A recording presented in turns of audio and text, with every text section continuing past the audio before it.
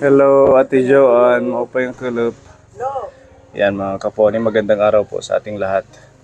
Yan, dito tayo kila Tatay Andres at Ate Joanne. Meron silang kangkong. Manunukal ak.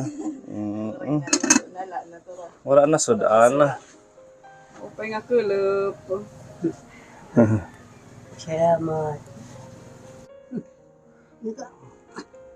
Kaya pa. Kakagising mo lang daw. Ha? Kakagising mo lang daw. Oo. Ay, karamihan ng panahon natutulog.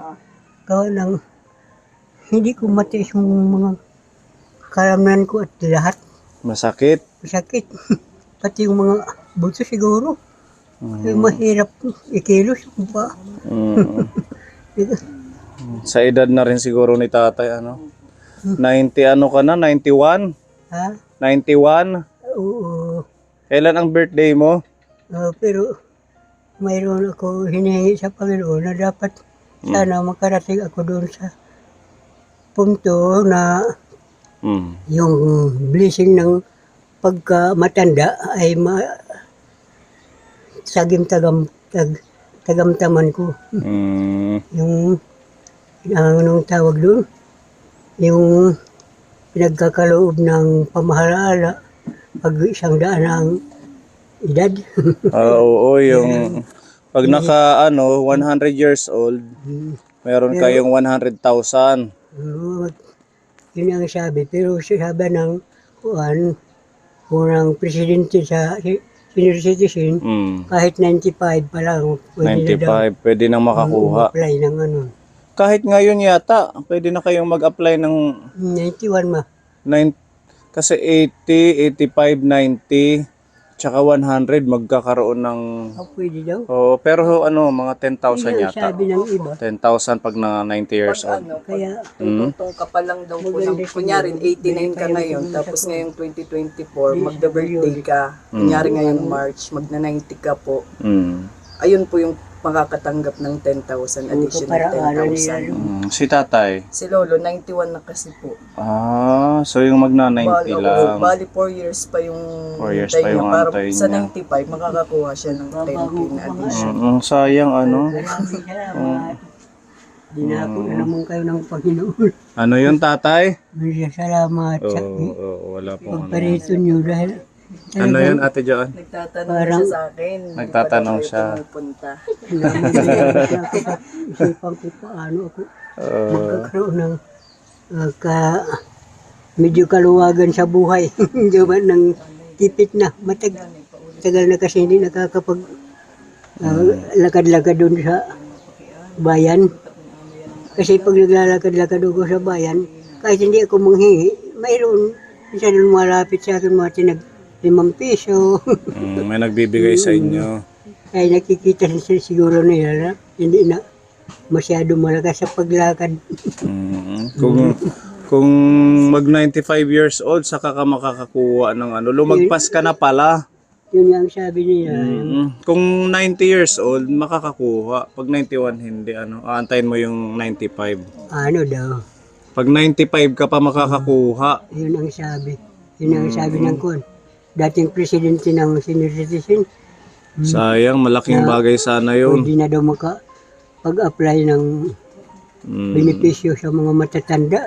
Mag-pray ka lang na umabot ka pa ng 100 years old mahigit. Yun ang inaano ko sa Panginoon na naway pahintulutan niya ako na makatanggap ako ng blessing na pinagkakaloob sa mga matatanda.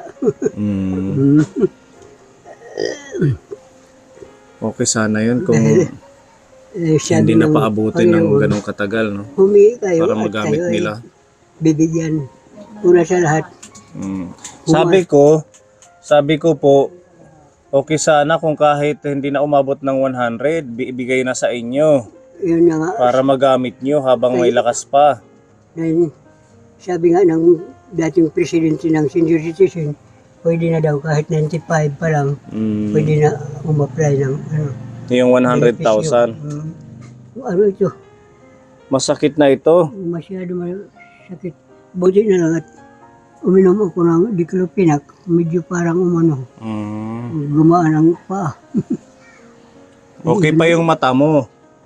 Okay pa ang paningin mo. Ano na, Okay pa ang mata.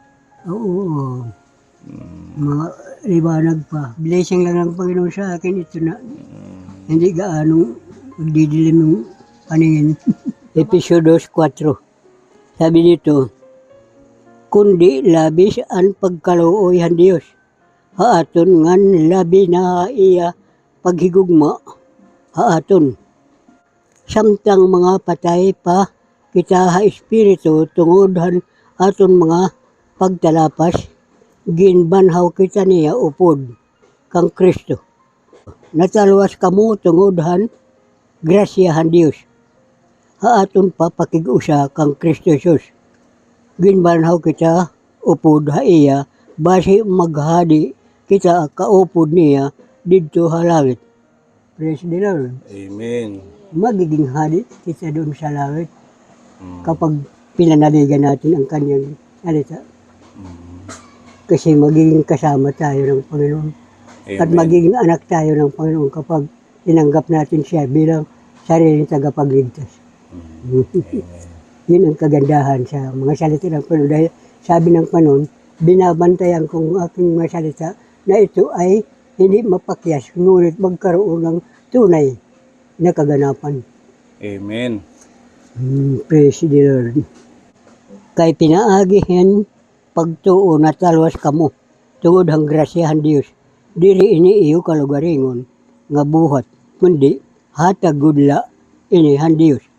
Amen. Talagang kaloob ng Panginoon na libre sa mga nananalig sa Kanya. Yun ang kagandahan sa Kanyang mga salita. Nagbibigay sa atin ng tinatawag na katiyakan, assurance of faith. Katiyakan sa pananalig na ang Kanyang salita ay mabisa. Ang sabi nga, mas matalas pa kaysa magkabilang talim na espada. Amen. Pumapasok ang mga kasu-kasuan ng tao na talagang nananalig sa Kanya. Yun po ang kaparaanan ng Panginoon para humaba ang buhay natin. Amen. Praise the Lord. Dahil ang kapangyarihan ng Panginoon ay punong-puno ang buong sanlibutan. Amen. Kaya lang ang tao kung minsan hindi nangangailangan, kaya hindi siya nagkakaroon ng biyaya galing sa Panginoon. Tama po. Ngunit kung ang sabi dito sa Mateo, ang sabi dito, humanap kayo at kayo magkakasumpong. At pag nakasumpong ka mo, magkatok kayo sa pinto at kayo pagbubuksan. Pag pagbuksan kayo, ay humingi kayo upang kayo ay mabigyan. Amen. Praise the Lord. Yan Praise po the ang Lord. kabutihan natin na mayroon tayong mga basihan kung paano tayo mapagkakalooban ng Panginoon ng amnesty. Yung lalo na yung mga blessing na tayo ay mabuhay kahit papaano. Praise the Lord. Amen. Pinagpala kayo ng Panginoon at lalo pa kayong pagpapalain gawa ng mayroong kayo puso na mahabagin. Yung compassionate heart, mahabagin, na mayroong kayo iniisip sa pamagitan ng tibok ng puso nyo, iniisip mo na ang kapwa nyo ay importante rin ng Panginoon. Amen. Yun ang kalooban ng Panginoon sa ating buhay, na tayo ay tinatawag palakasan sa Kanyang salita. Dahil ang Kanyang salita ay tinatawag na kapangyarihan sa mga nananalig talagang isa sa katuparan. At sinasabi ng Kanyang salita na binabantayan ko ang aking mga salita ay hindi ito tapak-tapakan lamang ng mga aso. Ngunit ito ay magkaroon ng mabuting pakinabang sa Kanyang mga tauhan. Walang magkakapantay sa kaligayahan. Pinagkakaloob ng Panginoon sa atin. Kahit lang yung patuloy na paghinga natin ay malaking pinasasalamatan natin sa Panginoon. Continuous pa ang ating paghinga dito sa mundo. Dahil kapag siya ang may gusto, wala makakasabi na ayaw ko. Praise the Lord. Juan Uno, dosi. Naka? Ano eh? Ini. Ang ginaw ng Uno, kanya, dosi. blessing ni Lord sa kanya. Diyos. Ang pulong din nakakalibutan. The word is in, the word of God is in the world. Sa kalibutan. Ngan bisan kung ang kalibutan ginhimo ang Diyos, pinaagi iya, kundi waray, kumilala iya ang kalibutan. Mm. May ada hini, padi nga, kuan born again, nga, iya nga arahan suga dito na, klaseng tao, siya nga, ingratitude, ingrato. Ingrato. Dili maaram, kumilalahan, kaupay, nagkakaloob sa kanya ng Panginoon. Ang kalibutan ginhimo, ang Diyos, pinaagi iya, kundi waray kumilala iya ang kalibutan. That is ingratitude. Kinman hiya, iya kalugaringon nga tuna, kundi waray iya, karawatahan iya, kalugaringon na katawhan. Nako?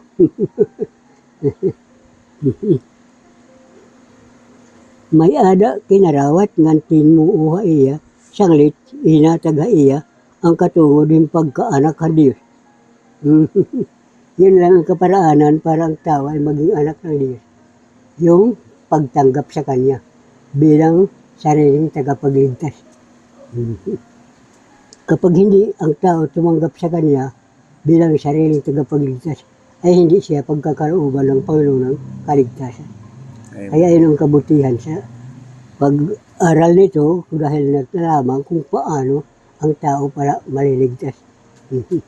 Sa pamamagitan lamang ng pagtanggap sa Kanya. At kung makatanggap na ay igasasagawa na yung kanyang mga alituntunin.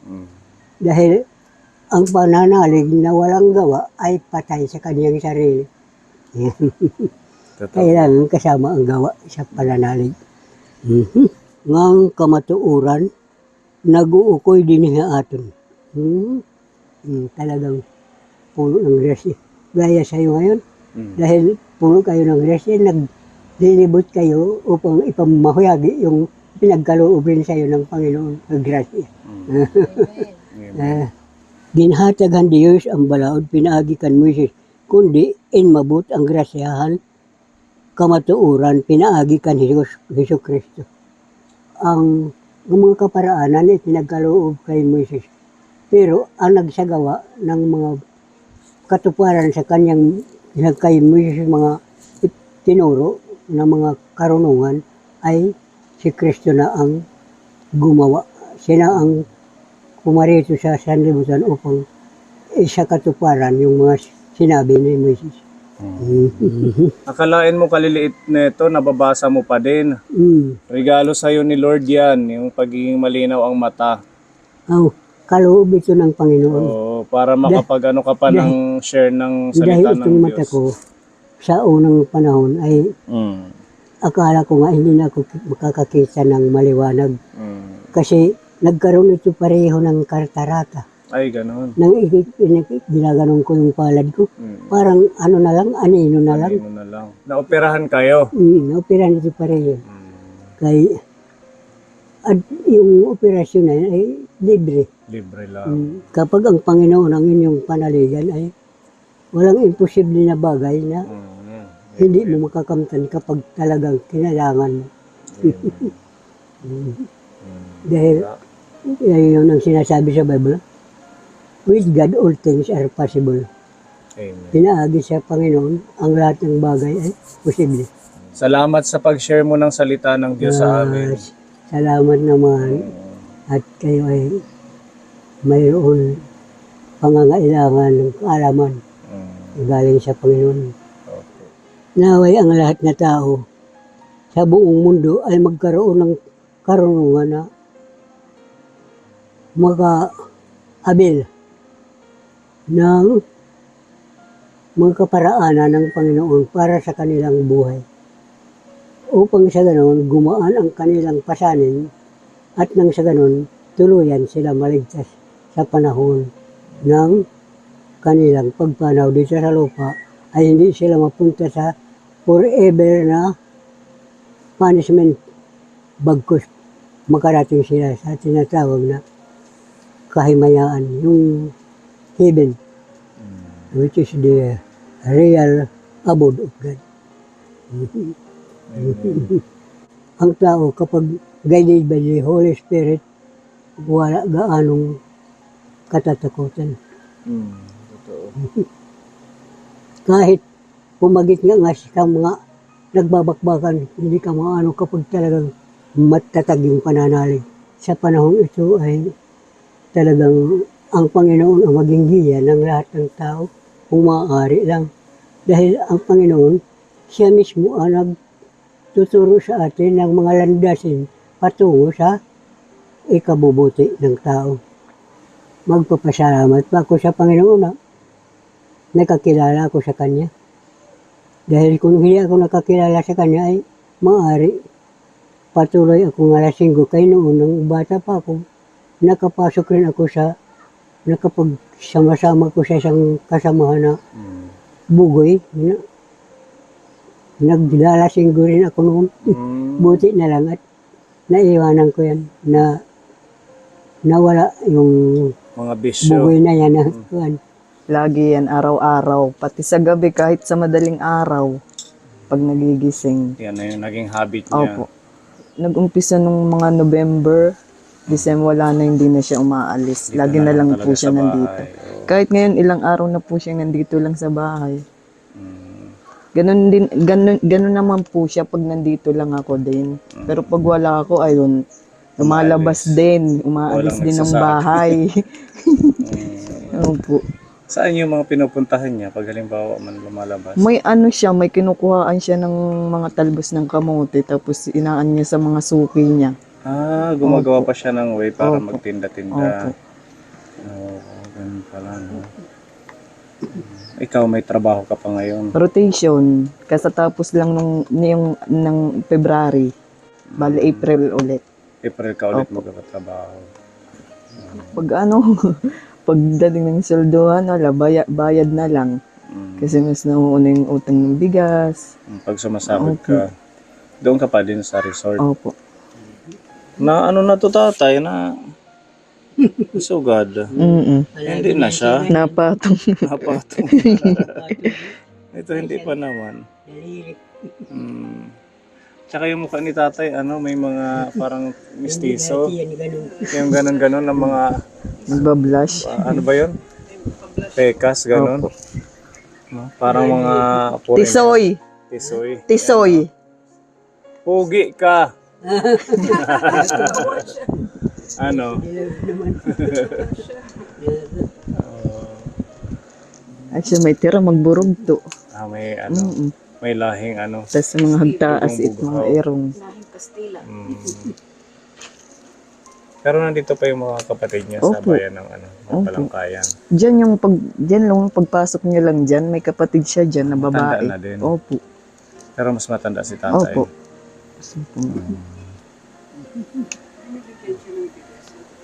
Opo. Ay, ng mga kapatid niya. Wala din po yung mga kapatid niya. Mahirap din ang kalagayan. So ikaw na lang ang umaano sa Opo. pagkain. Minsan yung mga suki niya, pag uwi niya, may yung kapalit ng talbos ng kamote, bigas. Naaawa sa kanya. Binibigyan na lang ng bigas.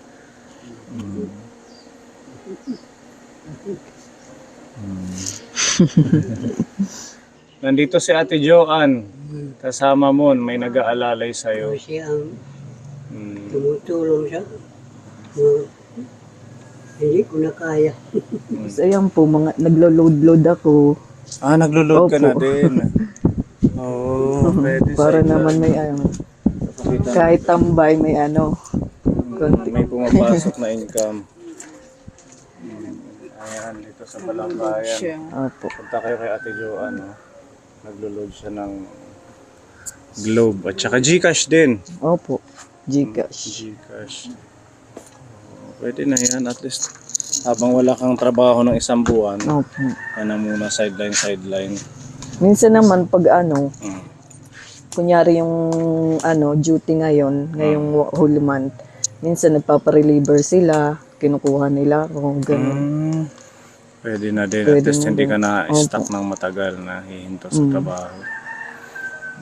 Yan. Meron tayong dala dito kaponi na ayuda. Pagmamahal po ito ni Tita Beth ng Brisbane, Australia. Yan. Halagang 2,000 po ito na groceries. Para makatulong sa inyo. Makaano sa pagkain at saka snacks. Ikaw naman yung naglalabas sa damit niya.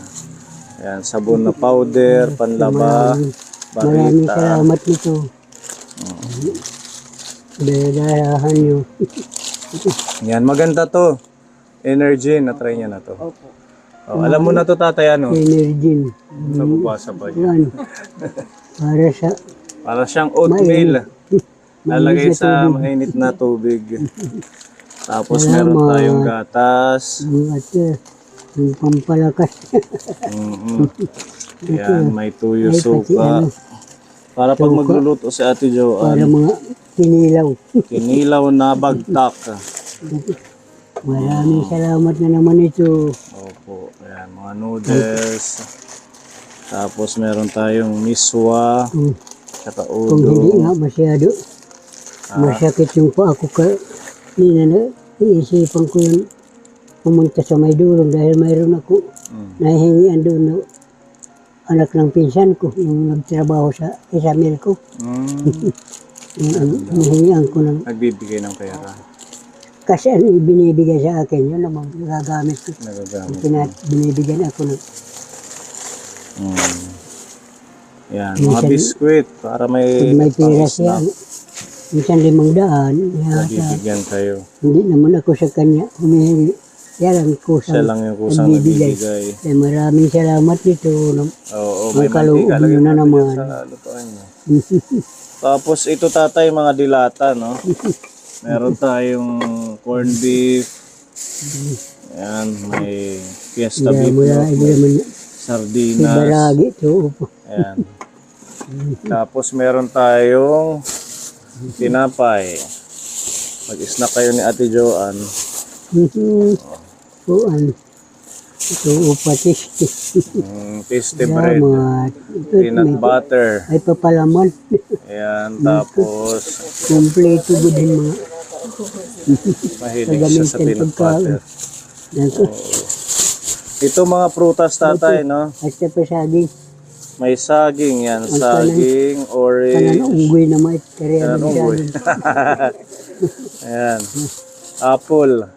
Basta pa ang mga Ayan. chikang kakahuyan yung Ito may bigas. Napulo ko kilo ng bugas. Bugas na yan. Oo, Jaguar. Para may Maraming sasayangin salamat kayo. ito. Yan na lang. Kaloob nyo na naman. Pagmamahal sa'yo ni Tita Beth ng Australia. Maraming salamat.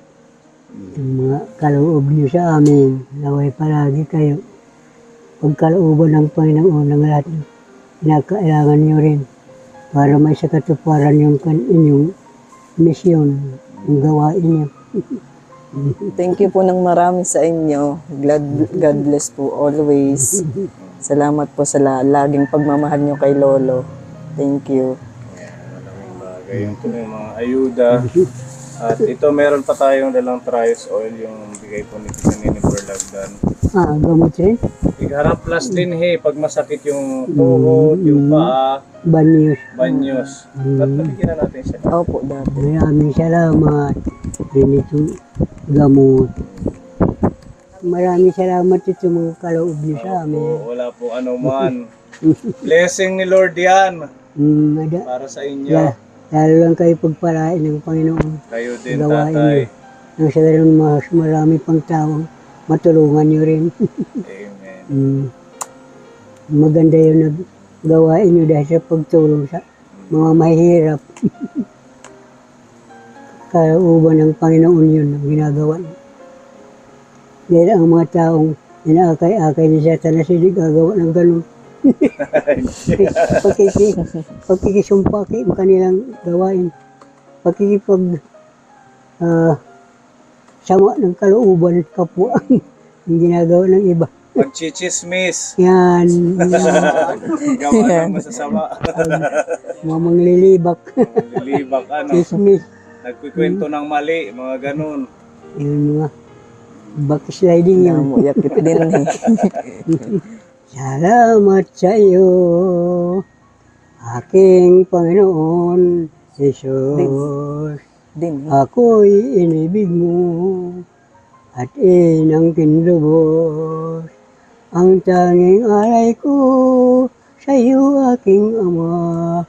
Di ko makayanan maipagkaloob. Mamahaling hiyas o gintong linuko. Ikaw lamang Ama at wala nang iba aking iniibig. Amen. Thank you, Lord, sa blessings, sa araw-araw na blessings sa bawat isa. Yan, salamat sa buhay ni Tita Beth, sa pag-share ng blessings at kay Tita Nini Borlagdan. At sa lahat ng mga viewers at sponsors po natin na patuloy pong nagpapaabot ng pagmamahal sa mga seniors nating pinutulungan. God bless you all at naway pa lang po tayo ng magandang kalusugan para may continue po natin yung ating araw-araw na mission. Maraming salamat sa inyong patuloy na pag-share, pag-like ng ating video. At sana maging okay lang ang lahat para kay Tatay Andres. Mabalikan pa natin siya, mabigyan ng ayuda sa mga susunod na buwan. Yan. Sige ha, mag-iingat ka. Kayo rin. Mabalik na lang ulit kami sa susunod na buwan. Lalo lang kayo pagpalain ng Panginoon sa ginagawa niyo. God bless you. God bless din po. Bye-bye. Praise the Lord. Hallelujah.